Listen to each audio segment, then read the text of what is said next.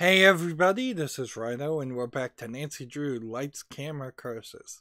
And I guess technically we have seen Lights, Camera.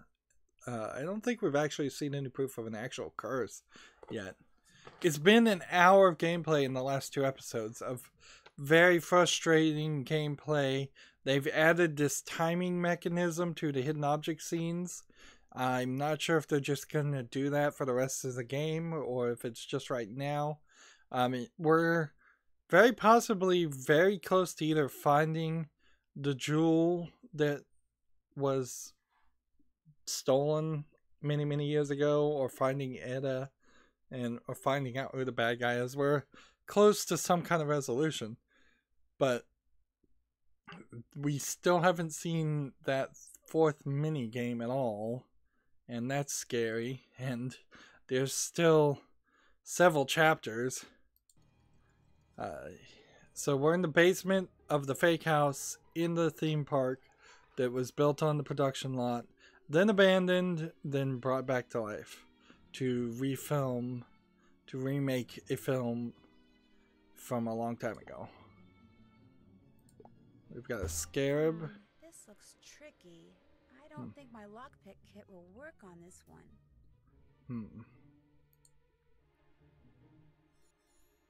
So we gotta find the key, I guess. Aha! So this is where all the flash boom ended up. I'll bet someone is using it to look for the lost footage. Oh yeah, I forgot about the lost footage. Someone's outside. I'm going to find out who. Like, how are you gonna have an action scene in this game? Well, this is how you're gonna see an animation, and that's it. Or you're gonna walk out and talk to somebody. Who's there? Nancy! Oh my gosh, you scared me. Oh my gosh, my heart's not beating. I'm not kidding, I can't feel my pulse. Oh wait, there it is. What are you doing out here? Why is she still wearing the outfit? Sent me to look for you. There's a good question. Why do we see her in costume in every instance? Like, I think every instance we've run into her, she should have been out of costume at that point.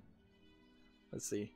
Because I've questioned about the Jewel of the Nile, because you've been dropping Nefer beads everywhere, because you need to interview about the accident in the set, because you didn't show up for your meeting at the Casbah. This is the one I think we're supposed to click on. More point though, she did say that she was dropping beads everywhere, so why is she still in costume in that instance particularly? Because you didn't show up for your meeting at the Casbah. I'm hiding. I was on my way to that meeting when I suddenly got this premonition that something terrible was about to happen. So I've just been walking around trying to make the feeling go away. I think I've discovered. That's crazy. Again, this whole system is stupid. We're giving information to the suspect. Who took the Jewel of the Nile? Who's been spying on you? We know at least who's been spying on you. I think I've discovered who's been spying on you. Really? Let's hear it. George Jackson. He's been following you around. We didn't even have to click his name. Ew! Maybe he's the reason for...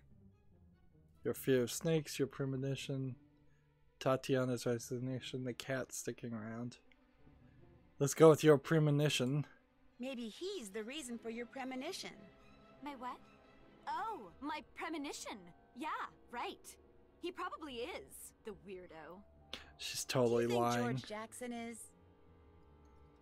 Responsible for the cat, responsible for the access, the snake wrangler calling the tablets. Responsible for the accidents is probably the most important question, but you could ask any one of these questions. Do you think George Jackson is responsible for the accidents? If he's as twisted as you say, it wouldn't surprise me. Although, my money would have been on Arthur. Arthur Hitchens? Why? My agent says he's one of the most powerful men in Hollywood. Not because he's super rich, but because everybody owes him. In fact, if I were you, I'd figure out how to sneak a peek inside that safe in his office. I bet you'd find all sorts of goodies in there. So she's pointing me in a different direction, and for this game, and that's probably going to actually cause us to go and search a safe, when clearly the right response here would be to at the very least walk Etta to Arthur and Molly and make sure she's safe, if not also keep an eye on her. And this is another one of those chapters where you only got 400 points for the chapter, but you get 1,000 points for doing the matchbook timing thing, and 5,000 bonus points for all of the conversation cues being right. Yeah, I suppose if you were a kid and you were just clicking random things, you might not make it to detective ranking. But here we just have a tiny sliver left, and we have 169,000 points. So we'll probably get there. The question is, do we need to fully fill this bar, or is it just going to be full immediately? Or does it not matter? So now we're walking from the garden to the Main Street office, like a full. And now we need to snoop in Arthur's office, which means more hidden object gameplay of hovering around. The third crate here contained that decoder, but what's this Valley of the Kings one? I'd better head over to Stage A to find out. Seriously? So now the game is even playing like it would be more of a point click adventure where you could choose where you were going to go and you had to wander around. Yeah, you could certainly have made this a point click adventure. Just give an inventory, get rid of the mini games, wander around with a map button. Wouldn't have probably saved it because the story is still total garbage. But like, where's this final thing to snoop on? Here. Let's pull this down, I guess. And there's something else. The combination is plain to see. So there's a plane. Let's look at that. Guess you don't look at the plane.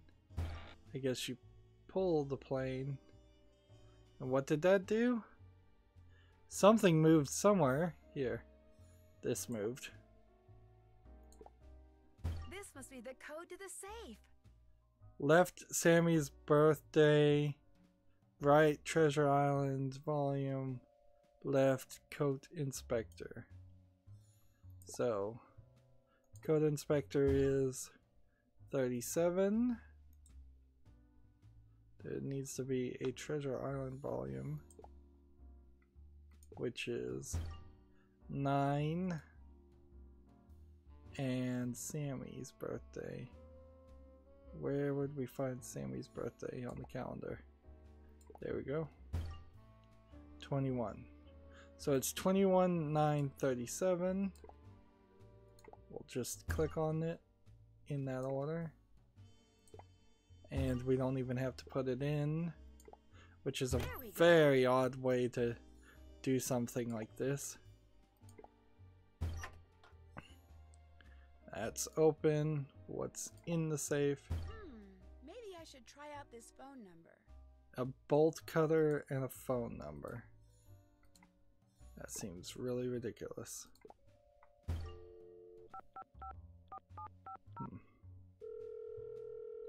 So he broke into the prop room himself? You've reached the office of Lydia Lynn, Tinseltown Tatler celebrity journalist. Leave a juicy message after the beep. That was interesting. So that's not really even that odd that somebody would be leaking information to get more press about a movie. And now we're at 171,000 and we still aren't past Super Sleuth. So either we haven't met the number or the game simply is not allowing us to to make it to the next level, which I imagine the game is just not allowing us. This wouldn't be much of a theme park. It's far too small, and it's all indoors. Oh, we're doing this scene again. I wasn't expecting that.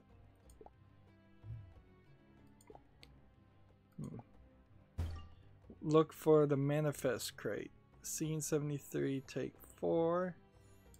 Let's look with that and that. Arc prop box. Something vase 2-5 fake cobra. So kind of quickly I found what I was looking for, I guess, and we just skipped to this other section, which I'm okay with that. I don't see a real reason to let's see, open prop box, look at the prop box, look at the prop box.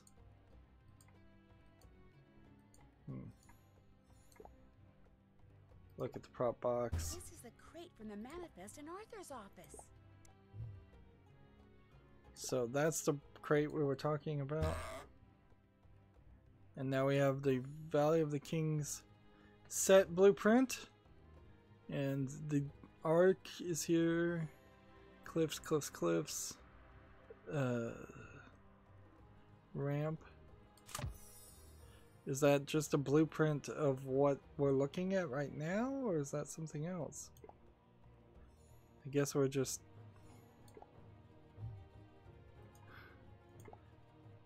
Like, this feels very Indiana Jones-ish, but in all actuality, it feels still very hidden object gameplay. It's just wherever you can find a highlight to click on.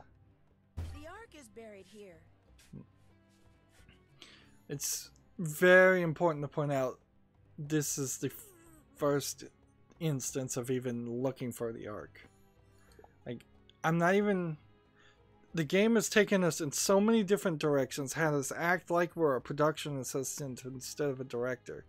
We've done at least 85% of our actions have nothing to do with investigating. It's just random actions matching random images that I don't think are original content. If it is original content, then it's even worse because it's just bad writing and bad gameplay design. A coded lock. And we're doing this minigame, which I guess this probably is the 4th minigame, or I would have thought it was, but maybe Naja Haja is what it's known by among scientists. Another name applied, entered using the hieroglyphs. So we kind of already know it's an Egyptian cobra, but I guess we have to play.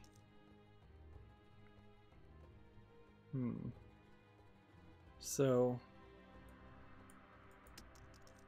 we have to click the buttons in a specific order to spell. So you really did need to know the solution before you even start. Egypt. And where's the T? Let's see. I A N, and now we just have to spell cobra. C O B. I feel like these last few things should eventually be filled in. R and A. We used A twice, and there are 2 A's here. So I guess it didn't matter on those instances. This is the lockpick I need to get into that sarcophagus under the Main Street house. I think it's time for a little powwow. It's crazy, we're just going back and forth. Well, well, the gang's all here. And here's all your suspects. Where have you been? Believe it or not, I was actually worried about you. As well you should have been. I was hiding. From Mr. Spy Cam here. You talking to me? Who else would I be talking to? George, I saw... So now we're talking to everybody and having a conversation, so this feels like this would be the end of the game. Let's see. Suppose you've took Molly behind your back. Not Molly. Your makeshift photo lab. So you could make a mistake here and think he was taking pictures of Molly, but he wasn't. He was taking pictures of Etta. So you gotta keep those names straight. I saw your makeshift photo lab, along with the photos of Ida you took behind her back. Ida. Or should I say, of her back? You were snooping in my room? She's a detective, freak lips. How did you know she was a detective? I told her. I was trying to calm her down after... Someone put a scorpion in a locker, someone put a snake in a locker. She was almost hurt by the collapsing thing. The snake in the locker is the only one I can think is right. After someone put that snake in her locker. Someone put a snake in your locker? Apparently taking pictures of me wasn't enough. I did not put that snake in your locker. Come on, who else would have done it? Actually, you. Hey, look, Ida may not be my favorite person, but I would never risk traumatizing her like that.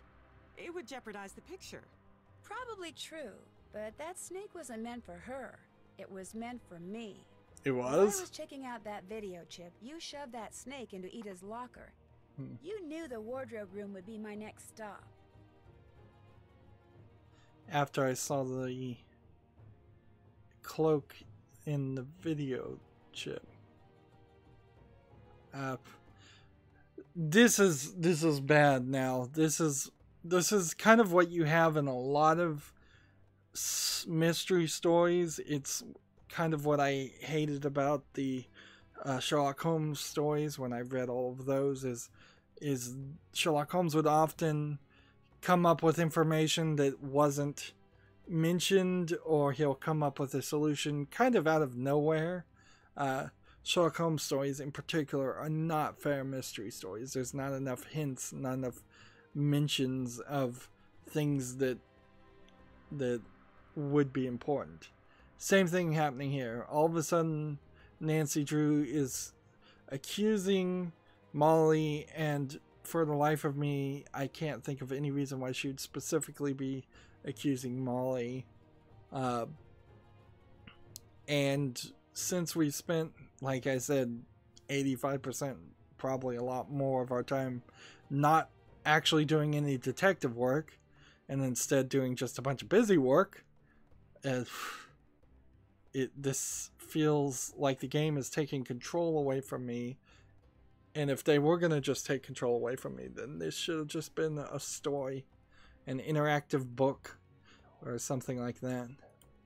You knew it'd be my next stop after I saw the cloak on the video chip, because you'd already seen that it was missing from the reference model. You let all the reptiles out of their cages too, just in case I somehow missed the snake. Ew! Oh my gosh, you're both freaks! You tried to scare Nancy off the case? She realized I actually knew what I was doing and was afraid I might somehow... Take over a job, put the snake in a locker, keep her from finding the lost footage, break into her room, cause more accidents. I guess the answer is keep her from finding the lost footage. And was afraid I might somehow keep her from finding that lost footage. You broke into your own prop room to make it look like someone else took that flash boom, didn't you? And you tried to frame me for the snake stuff with that stupid swizzle stick. Okay. So maybe the idea of finding that lost footage made me do things that were a little excessive. But I never used any of the flashboom because finding the entrance to the original Pharaoh set is impossible. And I never put anybody's life in danger like you did. Since when is feeding a cat a threat to anybody's life? I'm talking about the accidents. Oops. You're the reason that black cat's always running around distracting the crew? I just thought it would hype the Lois Manson curse rumor that I sort of started. But so what? Curses are great publicity.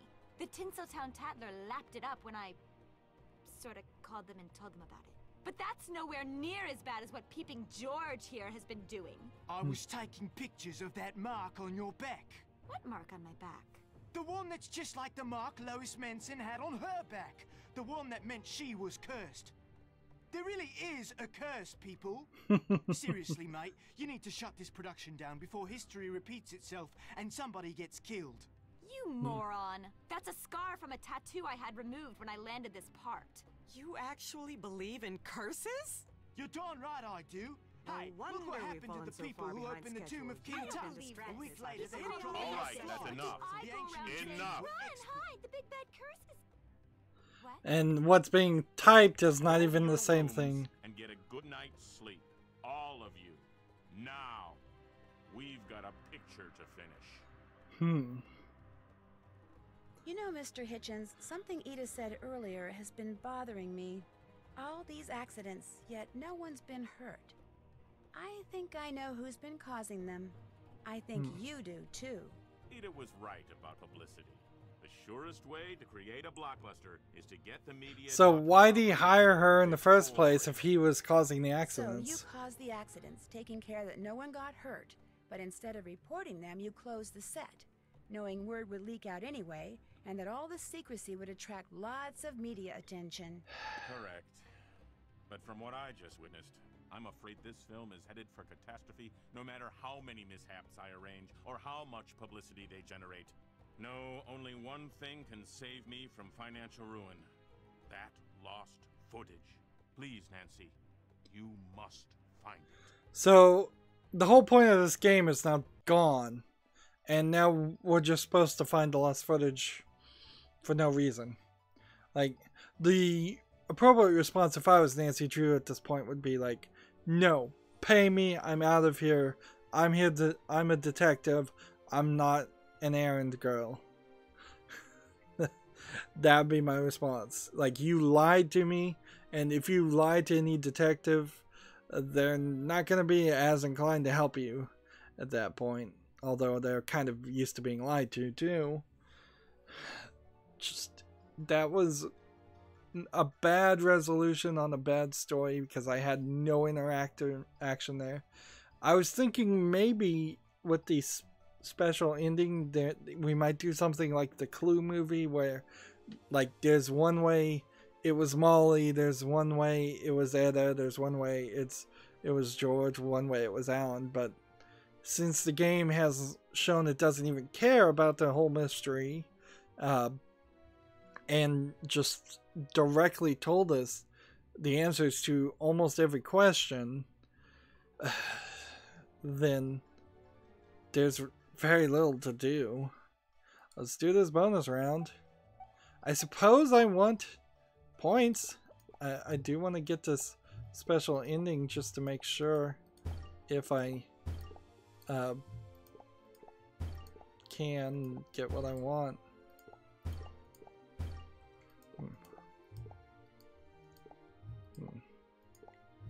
Come on.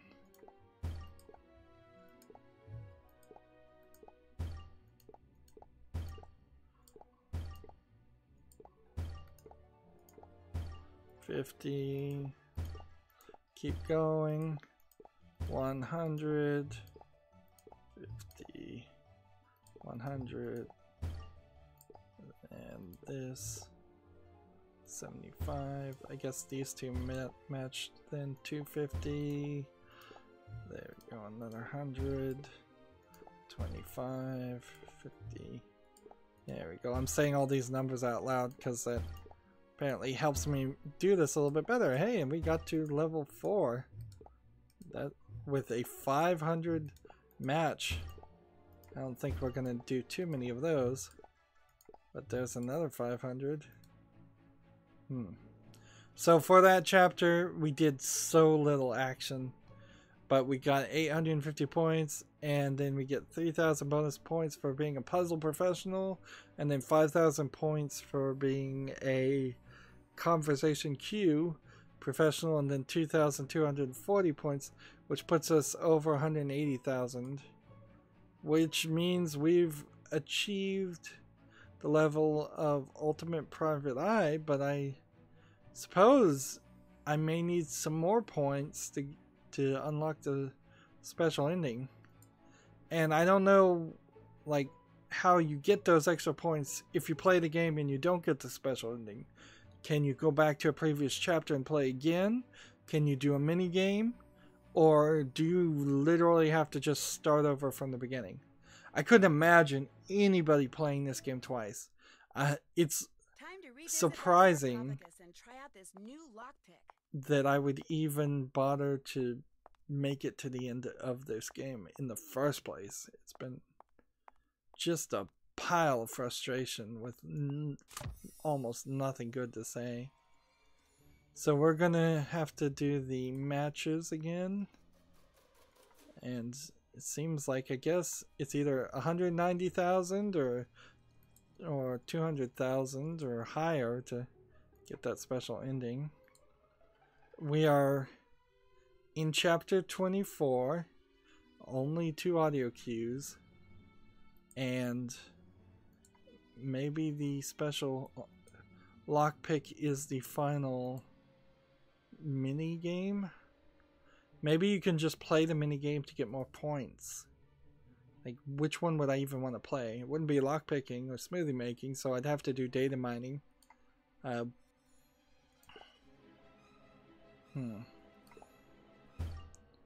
And as soon as you start, you have to do it again in order.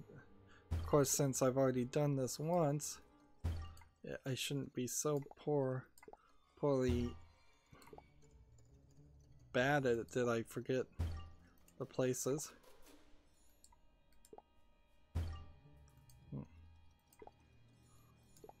I'll have to start over. Man, you just...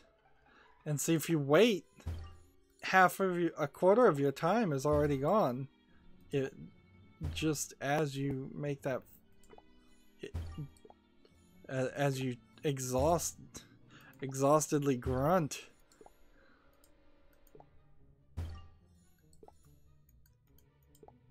I'll have to start over. And see that, like, it doesn't even reset the game properly. Because if you click one just as time is running out, that one starts the timer for the next round.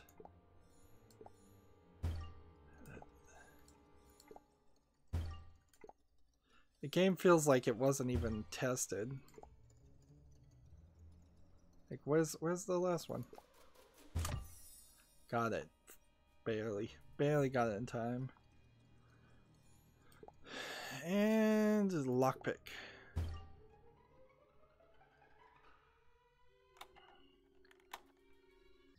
And honestly, this doesn't look like a lockpick scenario as much as a scenario that would just unlock, if that makes any sense to anybody.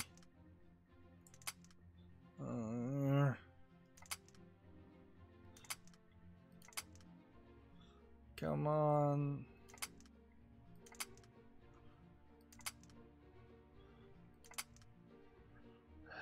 Oh no, I could have done it right then.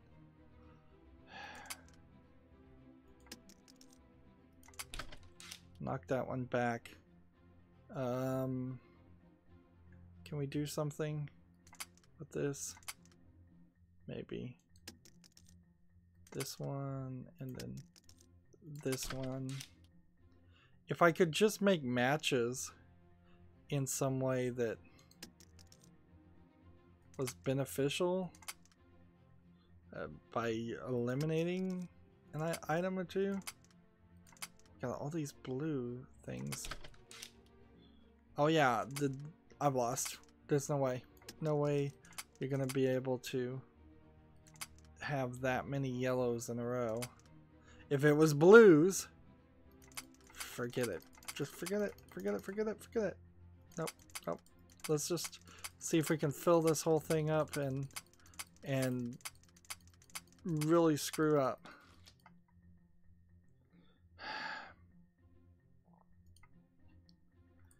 Irritating. Irritating, irritating, irritating.